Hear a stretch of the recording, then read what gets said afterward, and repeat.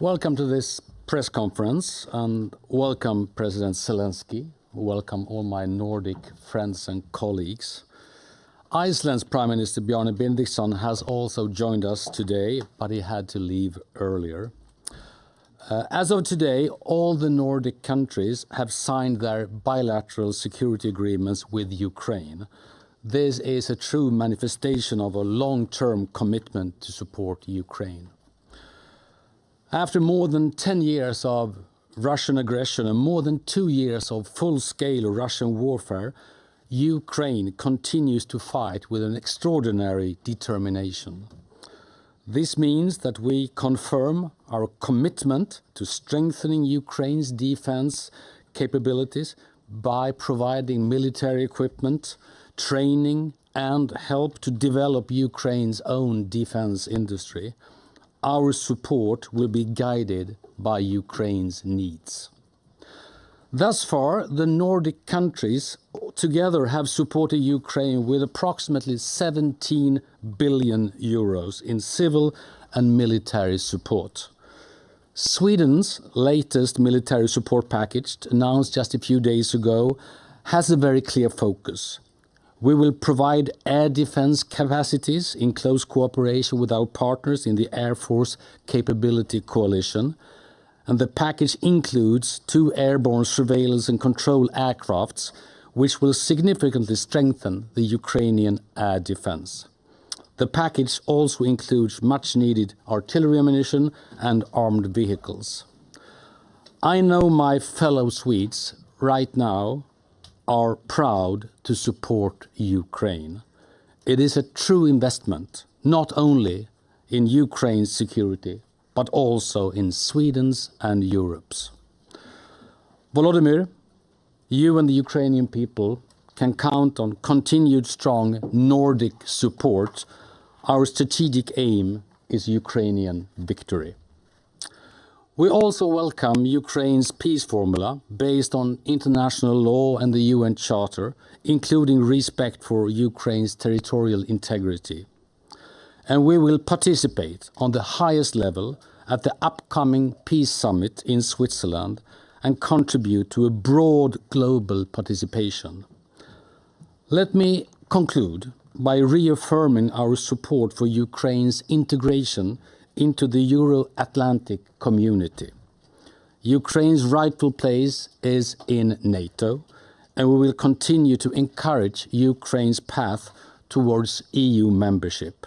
We stand with Ukraine for as long as it takes. Over to you, President Zelensky. Thanks so much. Thank you so much, Ulf. Thank you, Prime Minister.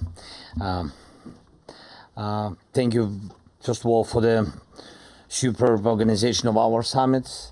Alexander, Mr. President of Finland, Madam Prime Minister of Denmark, Jonas, Mr. Prime Minister of Norway, dear journalists. Before I begin, I want to share some good news, very good. Today our team managed to bring back 75 people from Russian captivity. These are both military personnel and civilians. Their families have been waiting for them at home for so long, and I'm happy that we could continue this work of freeing the captives. Each return of Ukrainians demonstrates that it is possible to restore freedom and safety to all our people, and I thank everyone who helps. So today was our 3rd summit Ukraine, Northern Europe, and in this format we can feel true alliance. And I am grateful to Sweden, thank you so much again, to Norway, Denmark, Finland and Iceland for the rock-solid support in defending Ukraine against Russian terror and Russian aggression. We in Ukraine never wanted this war, and it's true, and are doing everything to establish a just peace as soon as possible. This is only possible through sufficient military strength and strong diplomacy. Our today's negotiations were dedicated exactly to this. First, unfortunately, Putin had the captivity and has the capability to expand the war.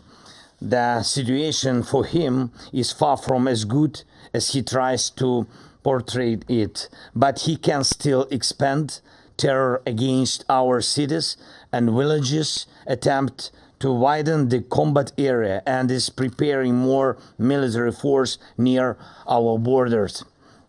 Russia is also signaling that it might be ready to commit aggressive provocations, particularly against borders in the Baltic region. We must change this. The key to positive changes for us on the front and in the war overall is air defense, of course.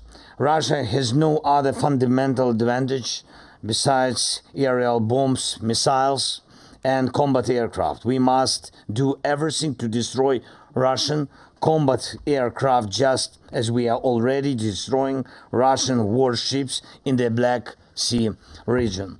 For this, we need Patriot air defense systems, and today we talked about how to speed up the delivery of Patriot systems to Ukraine. And I thank my colleagues for their understanding. Second, we have established a new security architecture within our so-called Ukraine, Northern Europe, with 5 security agreements already signed. Today, agreements were signed with Sweden, Norway, and Iceland, earlier with Denmark and Finland. These are truly strong security measures that will strengthen us from now until Ukraine joins NATO. The agreements outline the scope of military support this year alone. The combined military support in all 5 agreements amounts to 6 billion euros, which is significant. Thank you so much, partners. And additionally, we confirmed our extensive defense cooperation, including joint production of weapons and joint production of equipment. We also formalized our joint political efforts to strengthen the EU and NATO. Thank you for your clear commitments on these issues for Ukraine. And today we discussed in detail the need to start negotiations on Ukraine's EU membership as early as June, and the preparation for the NATO summit in Washington. The summit must be productive, and Ukraine believes that this cannot be achieved without addressing the issue of Ukraine's invitation to NATO. And third, our diplomacy must be as effective as our weapons. The most important thing right now is the peace summit. It needs to become truly global summit. At this moment, we already have nearly 100 states and international organizations participating in the summit. But Russia is blackmailing some leaders and trying to block the participation of certain countries. We also do not yet have confirmation from some of partners, and today we discussed how we can strengthen our peace efforts together, the peace summit. And I thank you for your help. Thank you so much for your support. Slava Ukraini. Thank you so much, Volodymyr. Thank you so much. Alexander Stubben, you will unfortunately have to catch a flight later on, so please. Yeah, thanks. Thank you very much, Ulf. I'll make it short and try to summarize why we as Nordics are here and why we have all 5 of us signed a security agreement with Ukraine, and why we have supported with Ukraine with, roughly speaking, 17 billion euros. I think there's a short-term aim, there's a medium-term aim, and there's a long-term aim. The short-term aim is to provide Ukraine with ammunition, with military vehicles, with defense material, so that it can win this war. The situation on the ground is critical, and I call upon all of our Western allies and those who support Ukraine in its defense against Russian aggression and imperialism to help out as they best can. The medium-term aim of us is to provide what President Zelensky rightly called a just peace. And therefore, I think it's of utmost importance that as many countries from around the world as possible participate in the Peace Forum in Switzerland on the 15th of June. I call upon as many countries from the global south, global east, and of course the global West, including the United States, to be there. It is a question of how we find a common path towards peace. That is what President Zelensky and the Ukrainian people are trying to do. The final and third aim is to give maximum support for Ukraine towards EU membership and towards NATO membership. It must be made clear to a country like Russia and to a leader like Putin that aggression has consequences, and those consequences are that Ukraine is European, a member of the European Union, and a member of NATO. Thank you. Thank you so much, Alexander. Thanks for being here as well. Thank you. Mette Fredriksson, please. Thank you for hosting us, and thank you, Volodymyr, for joining us today. I don't have a lot to add. You have already said what is most important, but we hope with today's meeting that it's a strong message that all the people in the Nordic region of Europe stands firmly with Ukraine, and we have said it from the beginning. We will support you as long as it takes, and that's what we have repeated for you today. Today's meeting is necessary, and the second message is very clear. We must speed up and we must scale up our support for Ukraine because the situation on the battlefield is so critical. Now we have security commitments from all Nordic countries. We have donated a lot and we are all willing to donate more. Soon Danish F-16s will be on their way to Ukraine. We have all contributed to the joint procurement of ammunition. And we are all agreeing now on the need to scale up our own defense industries and at the same time, and this is, I would like to underline this, support the production on weapons, on ammunition, on drones in Ukraine.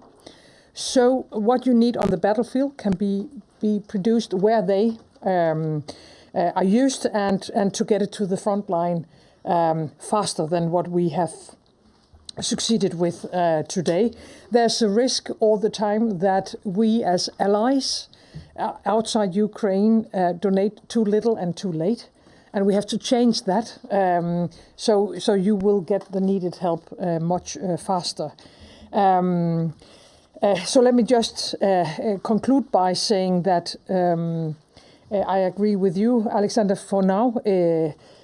Our main goal is to ensure what you need on the battlefield, and at the same time to do what we can to support you on your way to the European Union and to NATO.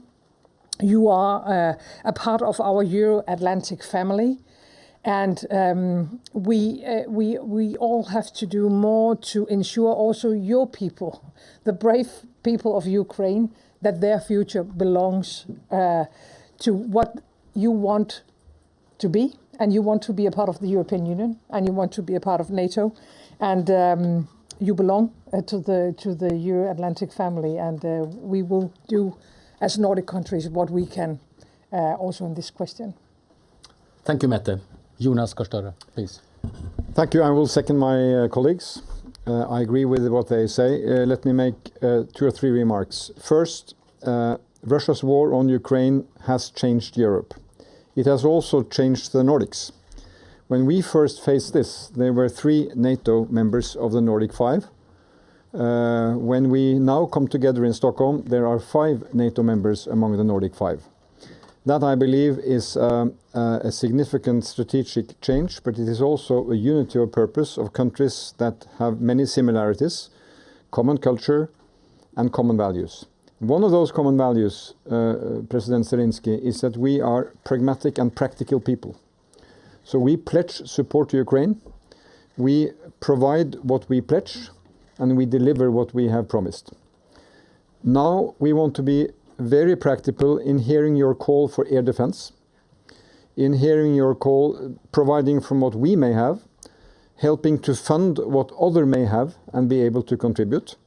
And we listen carefully to what you and your staff ask when they have precise issues you would like to raise. For example, for Norway, we are together with the United Kingdom chairing the maritime dimension of the support, and we will provide more maritime support to what it takes to defend Ukraine from the sea.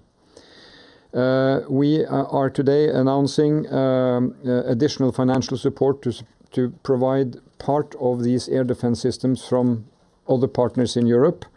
And I'm happy to see that move forward, and we will be impatient and be on the phone with our colleagues to make that happen, because time is of the essence. Again, Norway is proud to support and to sign the security agreement, a 10-year engagement. Our agreements are very similar, as you know. So in 1 year we have reached those agreements, and we will do what it takes to follow them up. We will be present in Switzerland in some 2 weeks' time. And this is a step towards what will be peace that Ukraine can live with. And let me just say this to you, President Zelensky, and your team. You are now heading the most brutal defense operation we have seen in Europe since World War II. And we associate the Ukrainian leadership with what it means to defend. But I know the burning desire of these people to have peace. And when we visit Ukraine and meet the people of Ukraine, or we meet the refugees who come to our countries, they have one dream, and that is to live a regular life as European citizens in a free Europe and a free Ukraine. So let us not lose that perspective. This is really about the lives of people.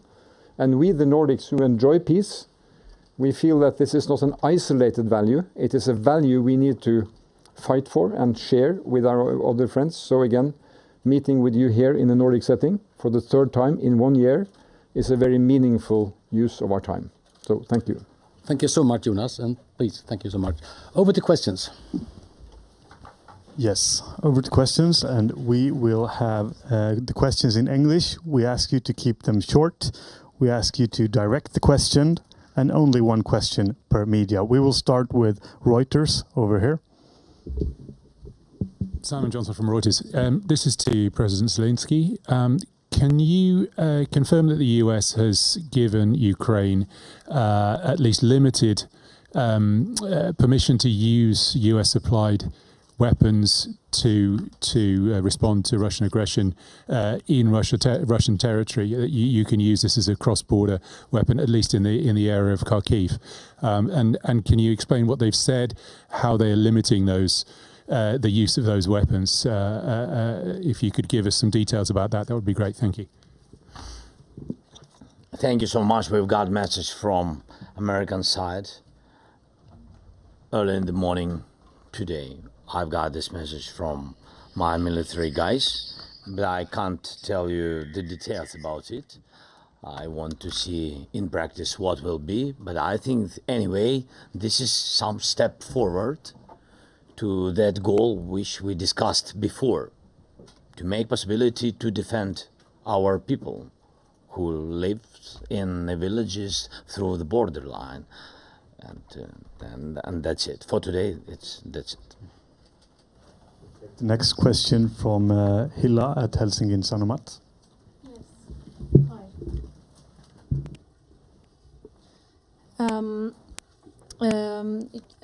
Could you provide an update on the current status of the mobilization? The recently passed mobilization law indicates that 800,000 conscripts have been registered at the conscript offices. As per law, those called to the front during a state of war are required to undergo 3 months of basic training. Based on this, when and how many new Ukrainian troops could potentially be deployed as a result of the new law? Розгорнути, що мається на увазі?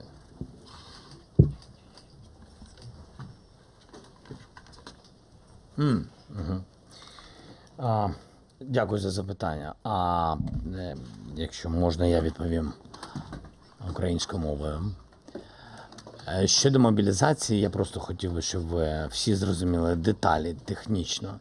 Мобілізація у нас не закінчувалась. В час війни мобілізація, вона обов'язкова. Вона закінчується і йде.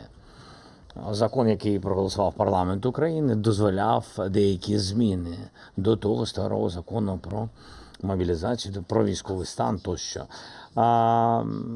Сьогодні реєстрація вона повинна бути обов'язковою. чоловіків, які є мобілізаційного віку. Це цифровізація цього процесу, щоб не було дуже багато різних реєстрів, як це відбувається. Ніхто не готувався до такої війни. І технологічно сьогодні є можливість зареєструватись кожній людині. Це не значить, що ця людина обов'язково йде на фронт. Це обов'язок кожного з нас, хто має мобілізаційний вік, бути зареєстрованим.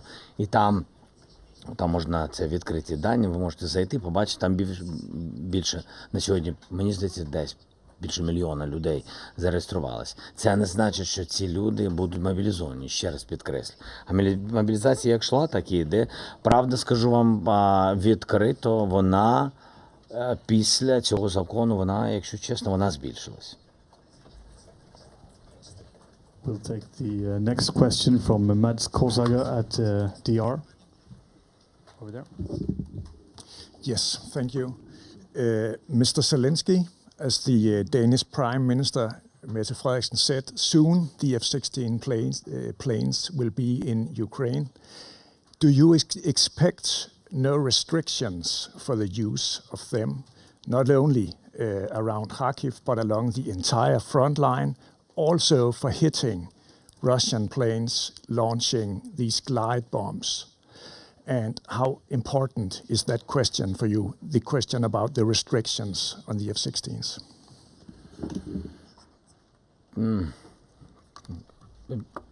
Really, for today, I don't know the details how we can use our future jets F-16.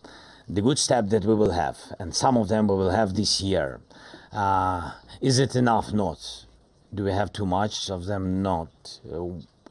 And I think not too much to compare in the sky with Russians. I'm not sure that for today we have possibility to use these jets on the territory of Russia. We will see.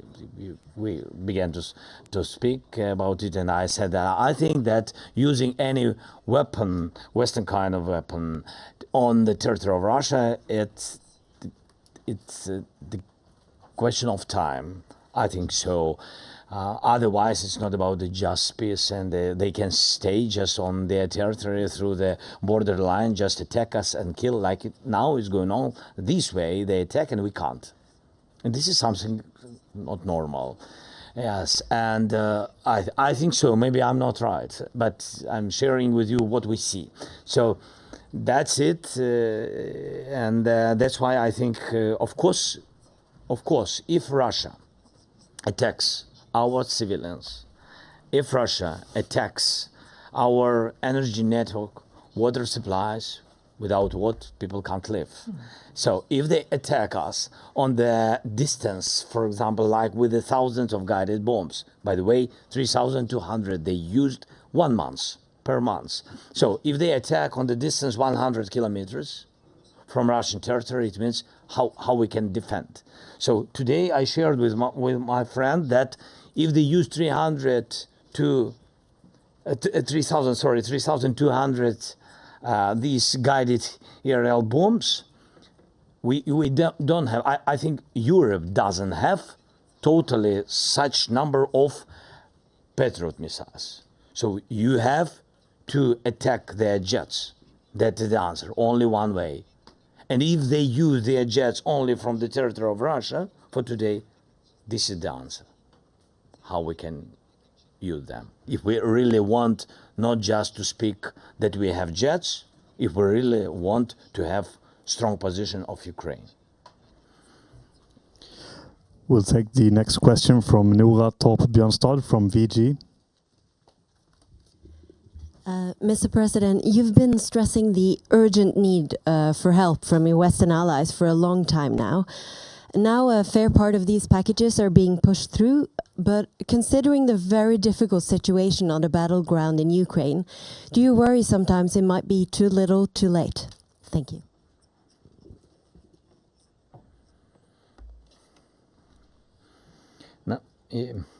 Мені здається, що найскладніша ситуація з часом.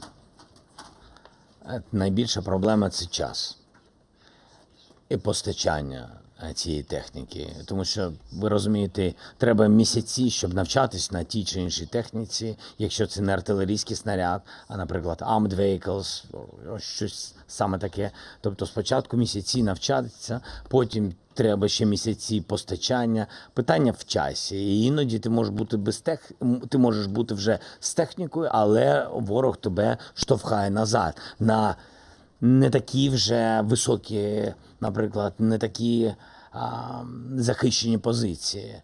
І тому мені здається, що все пов'язане тільки з цим.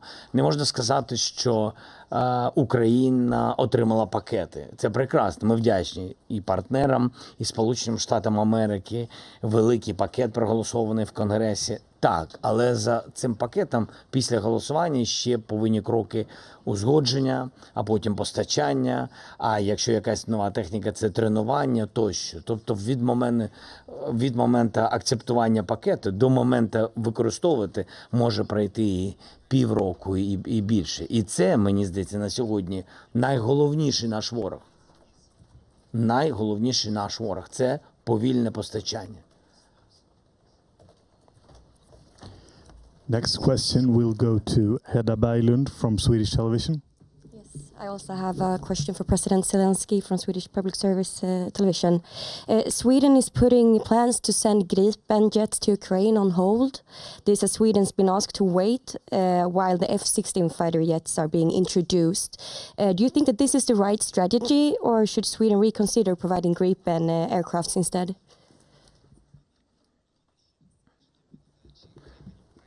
We had dialogue with Prime Minister about Gripens. My position that we are training, for example, we train now our guys, pilots on F-16. Since the decision of, for example, Prime Minister of Denmark, Mette, from the positive decision in August, yes, last year, now they're finishing, guys. So this is 1 year. It's not depends on Mette or on me or on you. It depends on this process. The process is too slow of training mission. My position that we have to change the process. It's very difficult. We have to speak with all the allies and NATO and etc. But I think that this is the problem. This is the first point. The second point, if we can count on positive decision in the future on Sweden jets, my position is if we can just begin now to train. That is my position. Because if we will begin to train after F-16 will come to us, it will be minimum 1 year plus. That's why I think the most not comfortable, but the most strong for us decision is to have possibility to train parallel with F-16, to train on Sweden jets. That concludes this press conference. Thank you for attending. Thank you so much. Thank you. Thank you very much. Thank you so much.